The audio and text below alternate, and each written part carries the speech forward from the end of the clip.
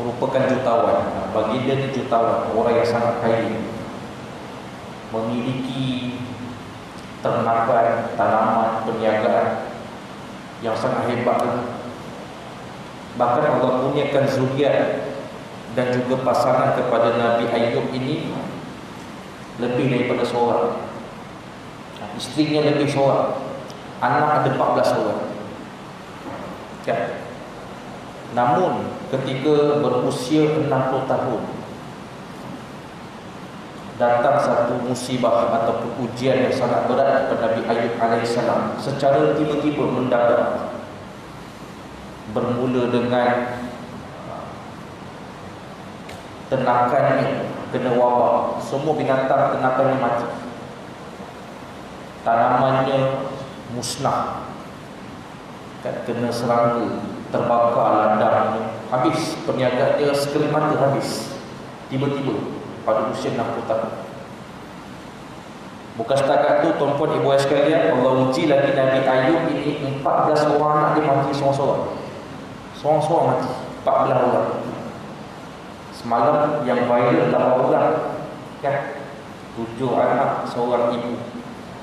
Nabi Ayub 14 orang, satu-satu meninggal dunia pada waktu tempoh yang dekat tu semua. Bukan setakat tu saja, kehilangan perniagaannya, tanamannya, ternakannya, dan meninggalnya anak-anaknya pula tu ditinggalkan oleh isteri-isterinya. Seorang-seorang isterinya meninggalkan dia. Sebab apa? Tak tahan nak jaga. Nabi Ayub yang tiba-tiba menimpa padanya sakit yang pelik. Kecuali isteri pertama Nabi Ayub AS. Biasanya kalau kahwin lebih, yang setia lebih ni isteri pertama. Setuju ke setuju? Tak ada pengalaman ni. Wallahu isteri pertama. Dan Allah uji Nabi Ayub ini dengan satu penyakit yang pelik. Apa dia? Kulitnya luruh, lembik, berbaringan, tak boleh bangun, sehingga tinggal tulang dan daging. Kulitnya lembik. Dalam banyak kita dengar cerita kena ulat semua, itu riwayat yang Israiliyat yang tidak tepat lah. Tapi yang betul-betul rujukan yang sahih, kulitnya reput, baring. Cuba tengok berapa lama Allah uji dia sakit. Bukan 3 bulan, bukan setahun 2, 18 tahun tuan-tuan ibu sekalian. 18 tahun Nabi Ayub berbaringan tanpa. Kenapa Nabi Ayub punya kisah sakit penyakit menjadi sebutan, menjadi antara Nabi yang begitu dahsyat Allah uji sakit dia? Sebab antara Nabi yang tidak meminta kesembuhan, doa kepada Allah itu Nabi Ayub AS. 18 tahun berbaringnya, sakit pelik, terbaring, kulitnya pecah, lembut-lembik, tapi tak pernah sekali pun minta sembuh kepada Allah SWT. Ya, sebab apa? 60 tahun Allah bagi dia kesempurnaan kehidupan, kekayaan yang melimpah. Maka kata guru kami, Nabi Ayub malu pada Allah, minta sembuh. Hanya baru diuji dengan musibah, ujian hidup 18 tahun. Malu nak minta kesembuhan daripada Allah. Namun manusia dia ada batas kemampuannya. Apakah turning point akhirnya Nabi Ayub berdoa kepada Allah? Asbab daripada isteri dia. Nak survive hidup dengan tak ada perniagaan, tak ada pendapatan yang tetap. Kais pagi makan pagi, pula tu meninggalkan seorang isteri yang setia dengan Nabi Ayub, menjaga dia sampai usia tu 18 tahun begitu. Apa punca Nabi Ayub berdoa kepada Allah Ta'ala? Tiba-tiba nak diusapnya rambut isterinya, tak ada. Isteri tak ada rambut, nipis rambut dia. Sebab apa? Dapat tahu isteri ni telah menjual rambutnya untuk mendapatkan sedikit wang untuk teruskan kehidupan. Masya Allah. Maka bila dapat tahu isterinya menjual rambutnya, tak tahu ada nilai Bila dapat tahu, istrinya sampai tahap menjual rambutnya untuk survival makan minum dia. Akhir Nabi Ayub baru berdoa kepada Allah. Itu pun bukan doa semua. Saya lupa mana petikan ayat Quran ni. Nabi Ayub minta dua je. Ya Allah, aku ni sakit. Engkau maha memberi rahmat kepada hamba-hamba-Mu. Itu je. Punya malu kepada Allah. Sedangkan dia Nabi Allah, utusan Allah, betul. Doanya mustajab, sifatnya maksum. Tapi punya faham tentang hakikat hidup.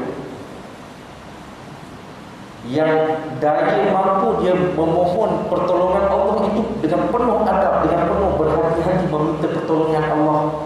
Hanya mengadu kepada Allah sebagai hamba, wahai Allah, aku ni sakit dan Kau maha memberi rahmat. Itu je. Sekali mata Allah datangkan balik zuriat, tanaman, tenakan, penyakit, terus jadi jutaan sampai baginda wafat. Maka timbul satu persoalan. Kenapa Allah jadikan hidup ini susah? Kan? Kita dengar cerita, tengok video sekarang, Masya Allah, tabarakallah. Ada yang rumahnya terus di badai sungai, habis. Masya Allah. Ada yang dah meninggal dunia, tak sempat nak selamatkan. Tadi ada video 2 hari atas bumbung, tak ada satu tim penyelamat datang bagi makan minum. Masya Allah. Astagfirullahaladzim. Cuba kita compare sedikit. Musibah yang baru melanda 3 hari inilah, 2-3 hari inilah, 2 hari lah yang paling kemuncak, dibandingkan dengan para Nabi punya ujian musibah.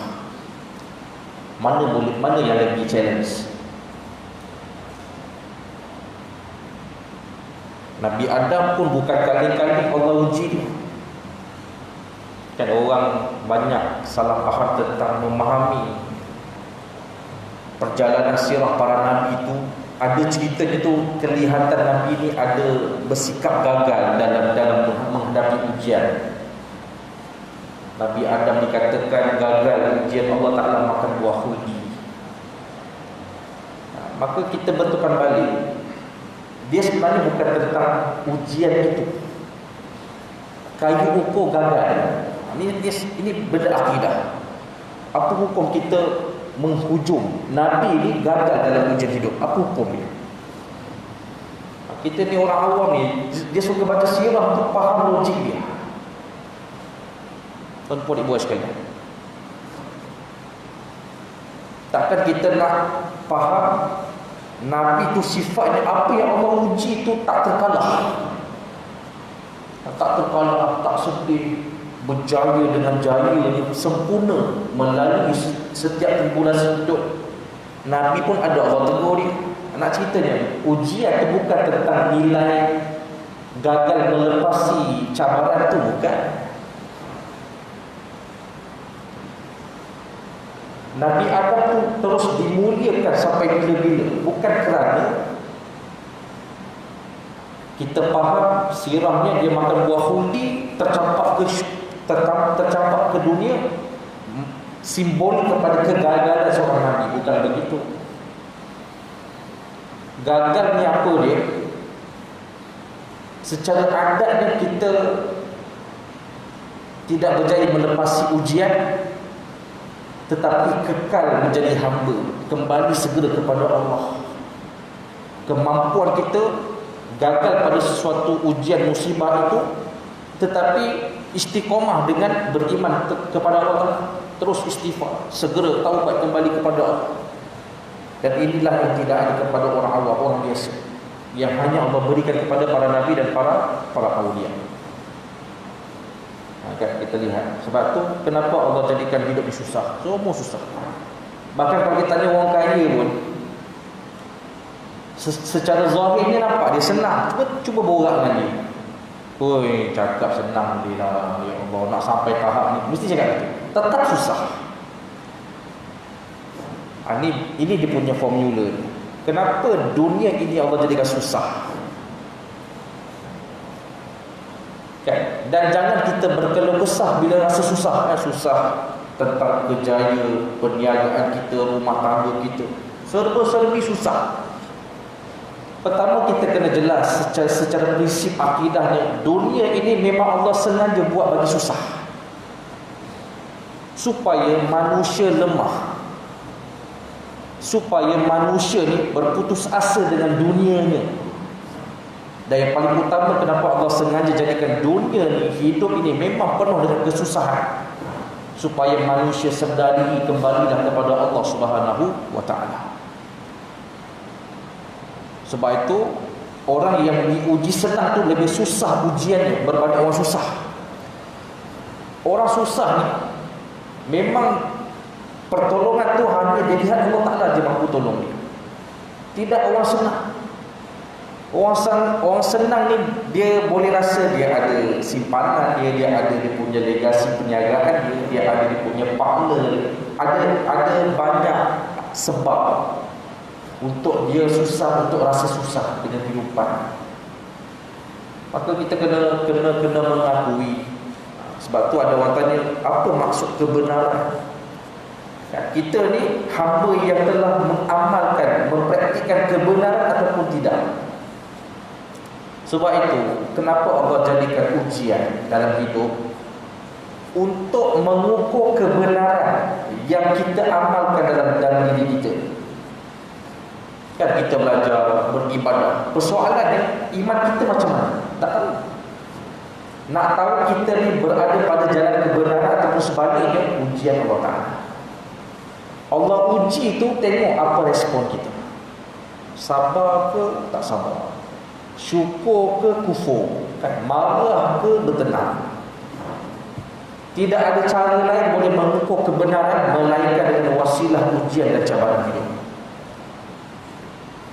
Jadi kalau kita sedar kita di tengah susah, banyaknya sedih, kan, termenung, kan, duduk rumah, kan, bukan ke arah kembali kepada nilai ketuhanan. Bukan makin susah makin banyak rakaatnya, makin banyak selawatnya, makin banyak istighfar. Kalau kita rasa kita ni dalam Allah ni susah ni makin banyak benda jauh, benda kebaikan kita jauh tinggal, maka sebenarnya Allah nak tunjukkan kepada kita berada pada jalan kebatilan. Maka jangan nafikan benda yang telah menjadi satu lazimi fitrah dalam kehidupan. Itu susah. Tapi janganlah minta susah. Memadai Allah tentukan takdir masing-masing. Dengan rasa susah itu untuk mengukur bagaimana tahap kebenaran kita dalam kehidupan ini. Kan? Banyak rajin ke banyak malas, banyak bangun malam ke banyak tidur. Ini semua akan terselah. Kita sebenarnya berada pada jalan kebenaran ataupun kebatilan. Maka sebenarnya rahmat besar kepada orang-orang yang sentiasa diuji dengan kesusahan. Patutnya bersyukur kepada Allah Ta'ala. Asbab susah ni sedar ni, kan? Asbab susah ni lebih mudah dengan Tuhan. Maka sepatutnya itu rahmat. Maka siapa yang sedang menimpa padanya musibah, kesusahan dalam hidup ini, maka bersabarlah dan bertawakal kepada Allah Subhanahu wa Ta'ala. Sebab tu tuan-tuan ibu ayah sekalian, kalau kita belajar lebih dalam tentang perbahasan ilmu tauhid, ilmu tauhid ni para ulama pecahkan ada dua maqam, ada dua level. Pertama disebut dengan istilah tauhidu bil syariah, tauhid syariat. Yang kedua tauhid bil haqiqi, hakikat. Tauhid bil syariah ni adalah level orang awam kita semua. Manakala tauhid bil haqiqi ni level para nabi, rasul dan para awliya. Apa contoh? Apa beza syariat dan hakikat? Kita ambil contoh. Orang awam memahami tentang tauhid di syariah ni bagaimana, apa pembahasan contoh dia? Allah ni wujud. Allah tu wujud. Bukti Allah wujud, wujudnya alam. Maksud kata, untuk beriman kepada Allah, untuk memahami tentang benda gaib, mesti mengikat dengan dalil, baru boleh faham. Selagi mana dia tak jumpa dalil, selagi mana dia tak jumpa paduan, tak jumpa hujah nas, dia takkan boleh faham tentang kehendak Tuhan. Dia takkan boleh faham. Kan? Maksud kata semayang ni untuk apa ustaz? Dia kena faham semayang dapat pahala, dapat ketenangan. Dia kena ada reason baru dia mampu beribadah. Ini orang awam punya level. Dia kena ada reason, dia kena ada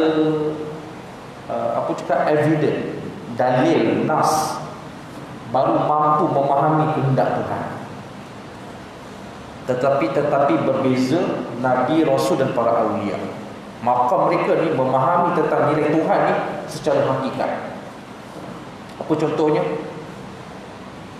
Orang yang memahami hidup secara kehidupan hakikat, dia melihat bahawasanya alam dunia ini sifatnya fata morgana.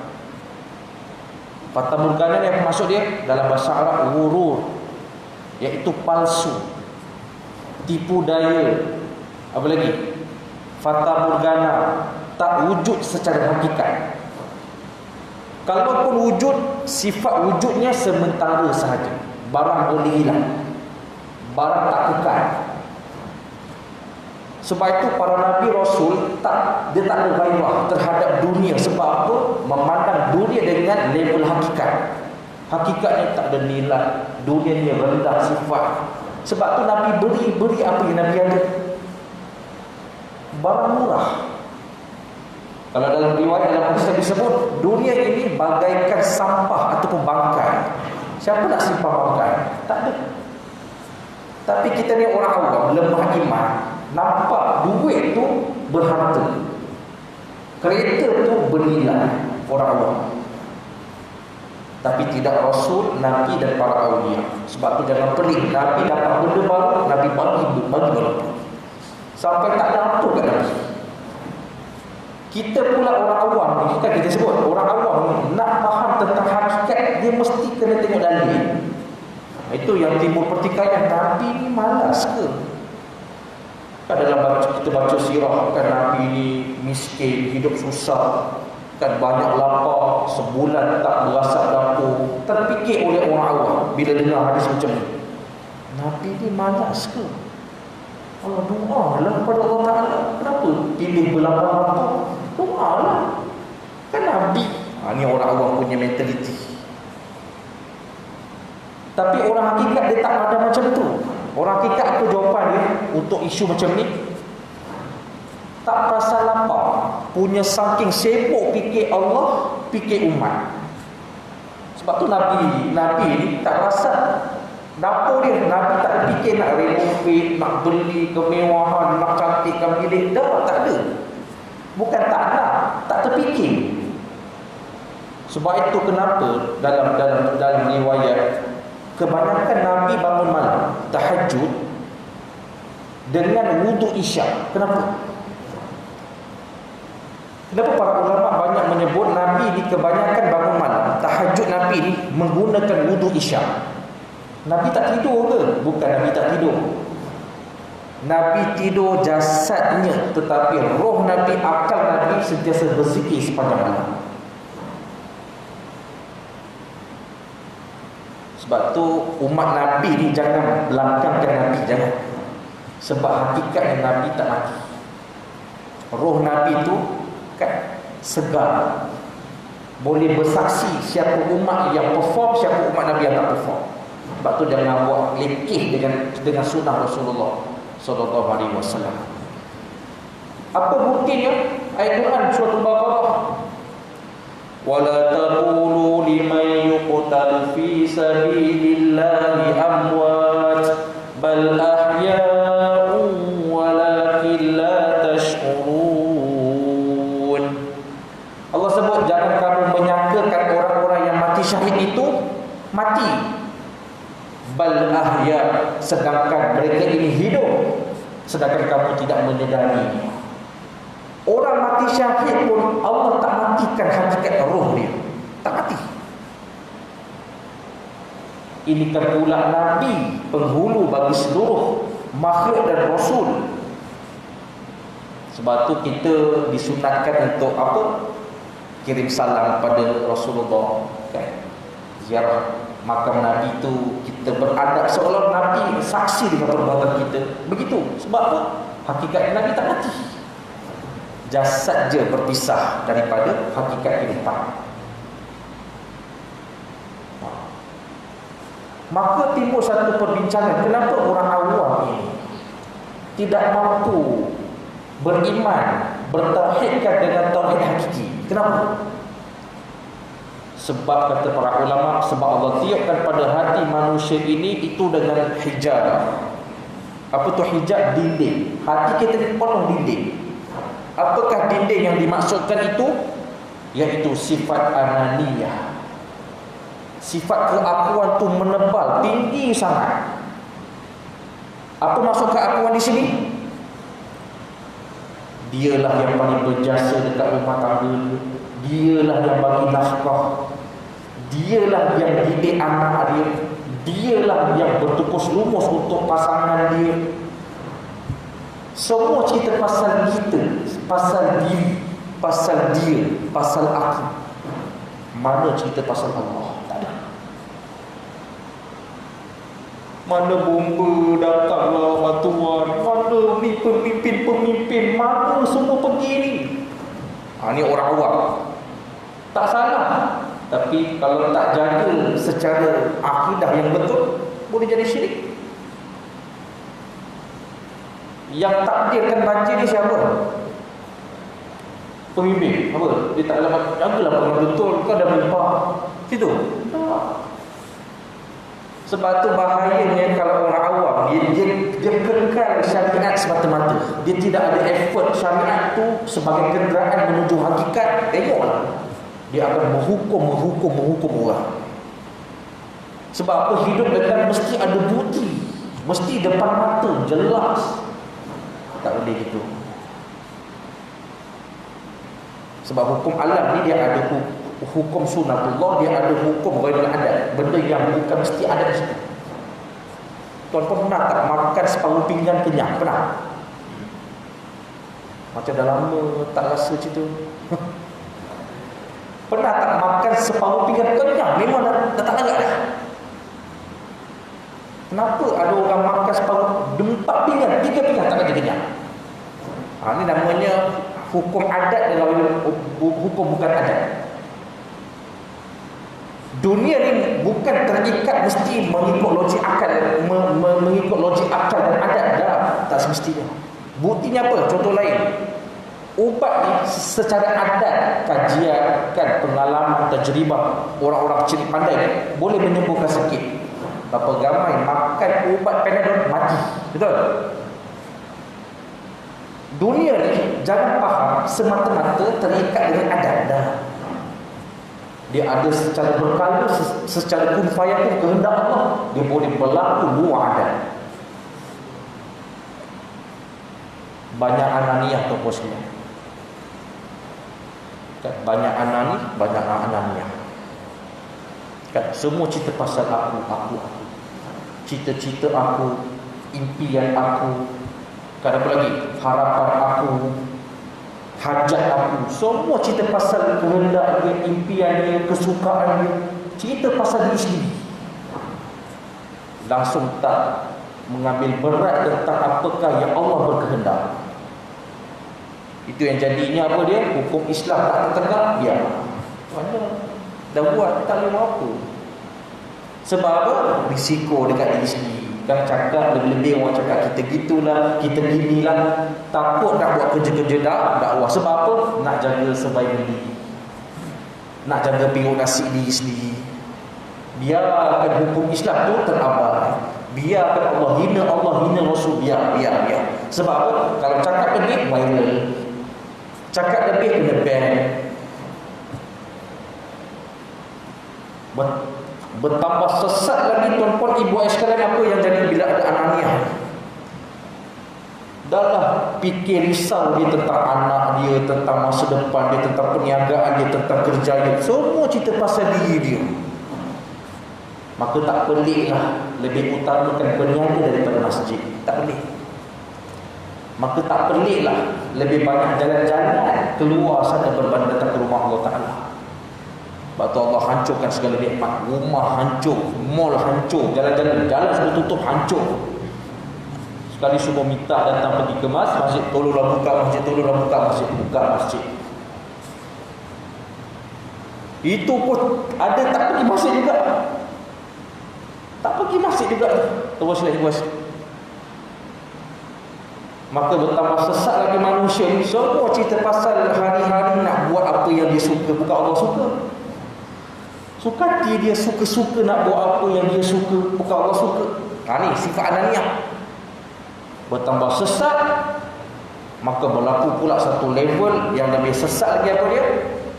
Iaitu mula nampak mula mengagum, mengangkat diri, mengangkat tokoh, mengangkat pimpinan, seperti mengangkat artis, pemain bola, ikon yang disukai. Tapi angkat makhluk. Angkat makhluk.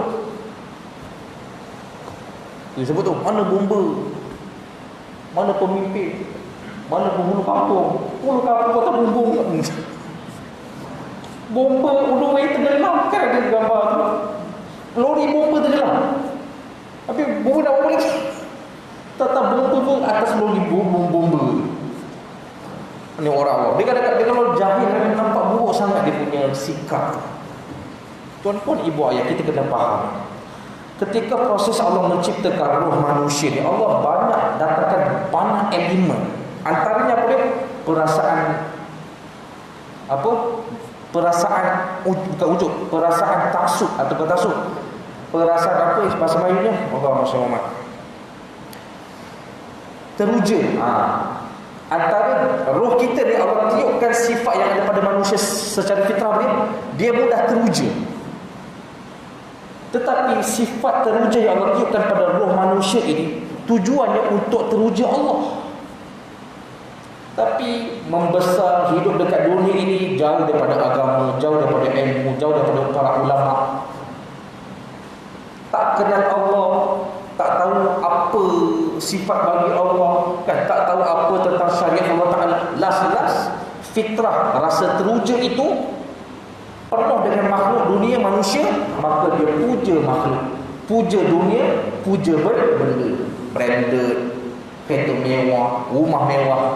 Sifat teruja tu memang tersemat dekat roh kita ni, tuan-tuan ibu sekalian. Memang akan ada. Cuma Allah letakkan nilai itu untuk taksub, teruja, sanjung kepada Allah, bukan selain Allah. Tapi bila dirinya tu penuh makhluk, penuh benda, penuh dunia, tidak ada Allah, maka tanpa sedar dia teruja, dia terpesona dengan makhluk, dengan benda, dengan dunia. Apa hukumnya? Syirik.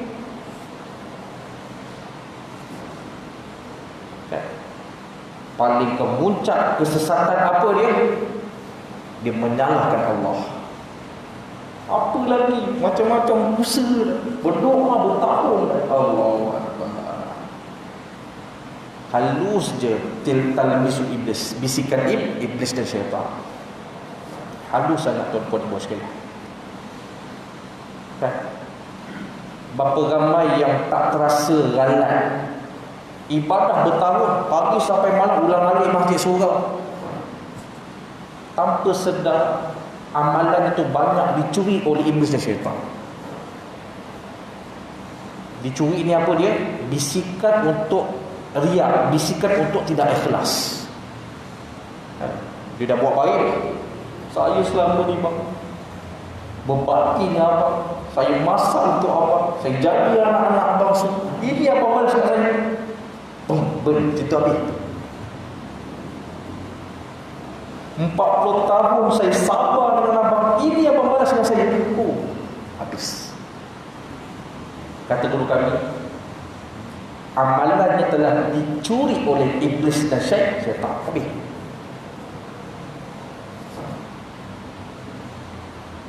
Contoh goreng ikan, separuh periuk tu kucing curi. Tuan-tuan rasa apa? Sembelih tu kucing pula tu untuk keduri malam ni, separuh ikan hilang.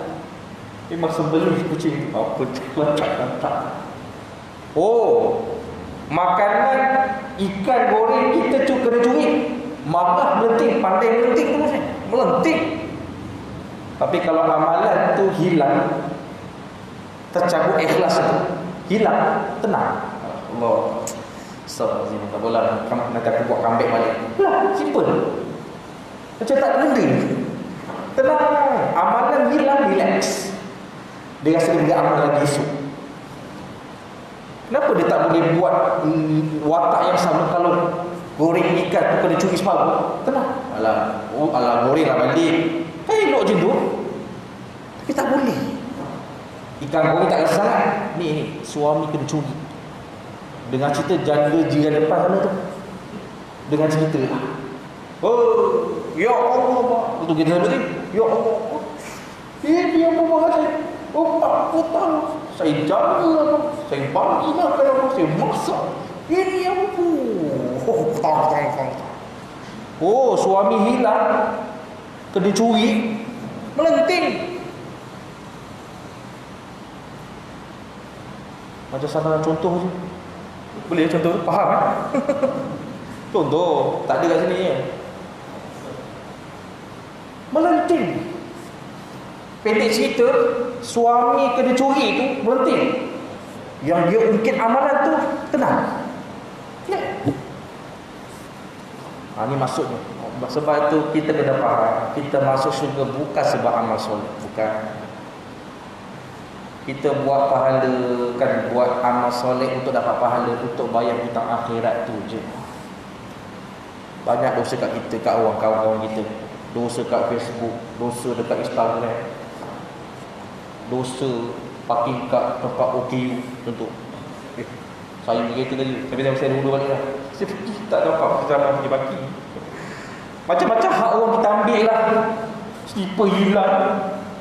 Dosa terusnya. Buat orang kecil hati marah, bengar. Kan?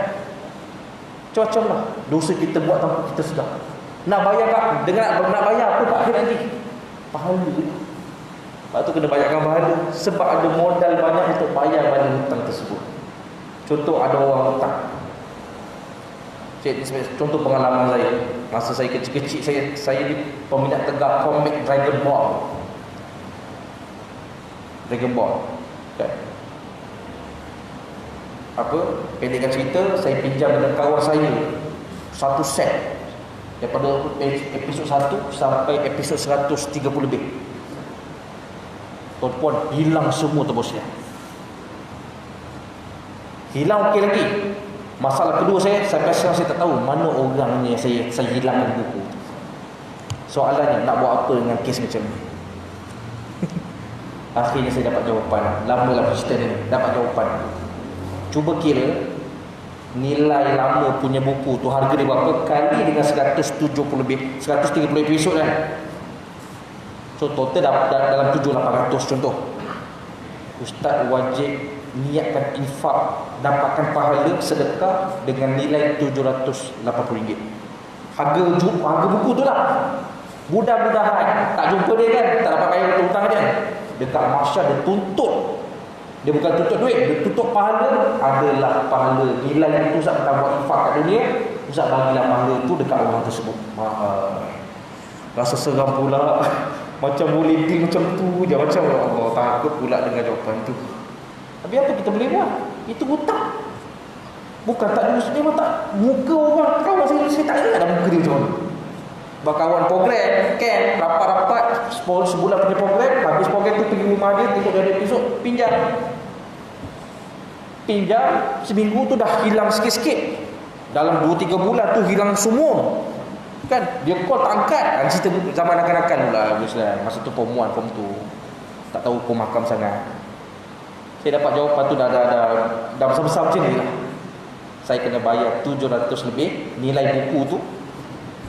Itu pun bukan confirm terampun dosa dah. Mudah-mudahan sedekah nilai itu dia jumpa ustaz dekat mahsyar. Ustaz ada modal bagi pahala ustaz dekat. Saya dengar dia bukan dah rezeki lah. Isu ya Allah takutnya. Boleh pula dia macam. Tapi apa jalan yang ada? Kalau dia tetap tak tuntut dia, maka itulah jalan yang paling dekat untuk kita hadap. Ini masuk Ini hakikat orang yang memahami tentang nilai hakikat. Maka persoalannya macam mana kita nak buang sifat ananiah, sifat keakuan yang menembak. Penting diri sangat kita ni tuan-tuan ibu sekalian. Penting diri. Antaranya kenapa berlakunya ananiah, keakuan, dan apakah amalan untuk buang sifat keakuan ni? Ringkas untuk pada malam ini dua benda yang sama-sama kita boleh amalkan. Nabi ajar satu zikir. Bismillahilladzi la yadurru ma'asmihi syai'un fil ardi wala fis sama' wa huwas samiul alim. Bismillah, dengan nama Allah. Ba tu babul isti'anah. Maksud kata ba di sini dengan pertolongan, dengan bantuan Allah. Bismillah maksudnya dengan bantuan Allah. Maka yang pertama sekali sama-sama kita cuba amalkan. Buat apa-apa mulakan dengan bismillah. Bukan minum air baca bismillah, buka botol air bismillah, angkat bismillah, lipat sejadah bismillah, tekan sanitizer bismillah, bismillah, bismillah, bismillah, bismillah. Insya-Allah akan hilang keakuan, akan hilang kudrah, mampu angkat sendiri, mampu buka botol air sendiri. Hilang sifat tu. Sebab apa? Telah bertukar sandaran perbuatan tu dengan kudrah Allah. Allah yang izin buka bismillah, Allah yang izin angkat bismillah, bismillah, bismillah. InsyaAllah akan terbuang sifat aku. Kita akan boleh nampak sedikit pertolongan pun hanya pada Allah Ta'ala. Allah tak boleh, orang lain tak ada boleh bagi manfaat, tak boleh. Allah. Saya pernah amal tu bos, 10 minit je. Stres tu, tak boleh, tak tahan, tak biasa buat. Belajar terus amal, apa stres 10 minit. Bismillah, buat apa-apa bismillah. Rekod saya 10 minit. Apa yang saya dapat belajar setelah try 10 minit, setiap pergerakan tu baca bismillah. Saya boleh rasakan selama ni tidak ada barakah dalam hidup saya. Bila kita buat bismillah 10 minit ni, apa yang berlaku? Semua slow. Semua slow. Ya, biasa buka tu minum ni, bismillahirrahmanirrahim. Bismillah, slow. Tapi puas. Tapi sebab kita dah biasa, bermakna kita ni hidup rasi-rasi. Tutup maghrib, itulah. Tutup dah isyak, tutup dah Jumaat, tutup dah habis kuliah. Rupanya sebab apa? Tak ada berkat. Sebab apa? Perbuatan tu tak ada langsung minta pertolongan dengan bismillah. Tak ada. Memang rasa stres, rasa macam tak larat, dia tak pernah buat, tiba-tiba buat 10 minit. Semua benda slow, tak tahan. Bila kita lepas daripada momen 10 minit baca bismillah tu, terus nampak apa kesimpulan dia. Ya Allah, hidup kita ni banyak tak ada keberkatan. Sebab apa? Perbuatan kita tu kita sadar dengan kemampuan dia.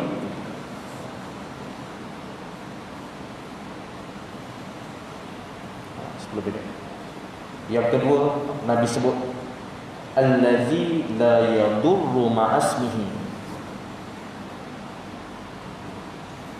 Macam mana kita nak buat hilang sifat rasa mudarat, rasa takut, rasa sedih, rasa putus asa, rasa datang mudarat. Macam mana kita nak elak rasa mudarat mengempapi diri? La yadurru ma'asmihi syai'un fil ardi, bersama namanya. Maksud kata apa dia? Tuan-puan, yang kedua amalannya apa dia? Banyakkan zikrullah. Sebutlah kalimah Allah, Allah, Allah, Allah, Allah, Allah, Allah, Allah, Allah. Sampai bila? Sampai zikir itu kita rasa sangat jiwa, daging, roh, jasad tenggelam dengan nama Allah. Siapa yang berjaya menenggelamkan jiwanya, dagingnya, rohnya, kulitnya, jasadnya dengan nama-nama Allah, itu yang Nabi janjikan, la yadurru, kamu tak akan rasa mudarat. Sekali pun orang luar nampak kamu ni dahsyat, Allah uji kamu dengan musibah, tak rasa apa-apa. Tenang. Anak marah, dia tenang. Isteri marah, dia tenang. Suami marah, pedih, dia tenang. Relax. Fokuslah. Bermakna kenapa kita resah, kita mudah refleks dengan perangai manusia, tekanan hidup. Sebab kita tenggelam dengan dunia dan kebendaan. Itu yang slipper hilang tu. Oi, dia patah tu. Allah. Baru beli pula RM200 dia cerita. Baru beli petang ni RM200 pakai dah situ. Hilang. Tuan-tuan, slipper hilang pun menjerit. Nyawa hilang, tenang. Boleh bayang nyawa hilang depan malaikat. Apa boleh pula termati. Cepat. Soalan apa nak tanya ni? What, apa berlaku ni? Jangan sebut tak bos dia. Jangan. Slipper hilang pun. Sebab apa? Sebab kebendaan keduniaan dah tenggelam dengan jiwa kita. Maka sebenarnya sebagai kesimpulan kuliah kita pada malam ini, tuan-tuan ibu sekalian, dalam hidup ini sebenarnya sepatutnya apa dia? Cerita pasal Allah saja. Allazina yadhkuruna Allaha qiyaman wa qu'udan wa 'ala junudihim. Mereka yang sentiasa berzikir kepada Allah ketika berdirinya, ketika duduknya itu sentiasa berzikir kepada Allah Subhanahu wa taala. Siapa yang dapat faham beza antara syariat dan hakikat, dia akan mewarisi, dia akan mula merasai macam mana hidup dengan memahami hakikat kehidupan. Nampak isteri nikmat bukan musibah. Allah bagi isteri dah, terusnya bagi isteri dah, baik dah, tapi berbudu juga. Why? Azan. Why? Jawapannya lepas azan insya-Allah. Sebagai kesimpulan Allah.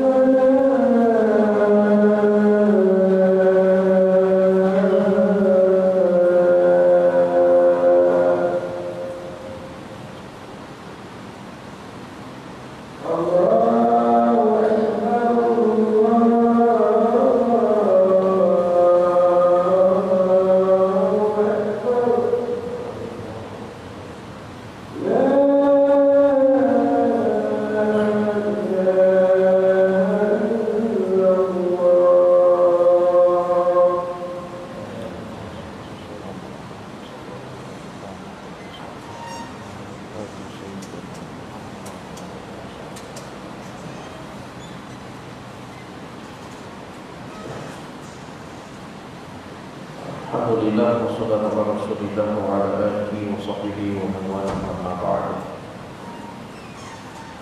Maka sebagai kesimpulannya, ibu ayah yang dirahmati Allah Taala sekalian, macam kita sebut tadi, hidup ini sebenarnya illa liya'budun, diciptakan oleh Allah. Manusia dan jin itu hanyalah semata-mata untuk beribadah kepada Allah. Kenapa kita semakin jauh nilai ibadah dalam kehidupan? Pertama, tak biasa buat sesuatu dengan pasang niat kerana Allah Ta'ala. Pergi kerja tu ibadah, tapi ibadah umum, kecuali dengan dimulai dengan doa ataupun betulkan niat, baru jadi ibadah umum. Kalau dia akan jadi adat. Kenapa kita makin jauh daripada nilai hakikat kehidupan? Antara sebab yang lain, kita tak ada lisan. Lisan ni, kata guru kami, once kita mula cakap sepatah, dia macam meter air lah. Bila pilih air buka tu, meter bergerak. Betul? Apa kita cakap sebutir kalimah perkataan ni, cantik malaikat.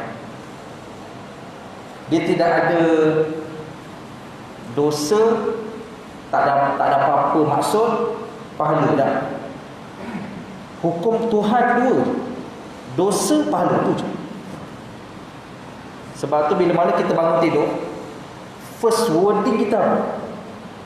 Sampai malam kita punya perkataan tu seperti air paip mengalir, meter jalan non stop. Yang cantik meter kalimah ni siapa? Ni. Tak akan terlepas satu kalimah pun. Satu. Yang kedua, akan diukur nilai. Setiap perkataan yang keluar lafaz dekat mulut kita ni, dosa ke pahala? Tiba-tiba cerita bola, nak tanya, dosa ke pahala? Sebab setiap kalimah yang keluar seperti paip air kita buka akan bergerak meter, betul? Soalan, cerita bola ni, cantitan malaikat Raqib Atid ni, dosa ke pahala? Malaikat bincang, tak pastilah. Pastilah, ni nak kira macam ni, dosa ke pahala? Malaikat tak pasti, dah. Tetap dosa pahala. Apa indikator dia?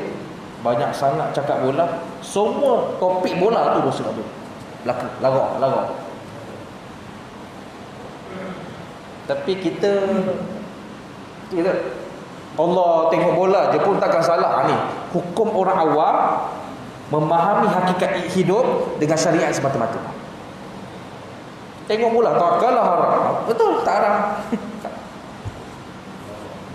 Tanpa sedar, dia tak bawa syariat tu menuju hakikat.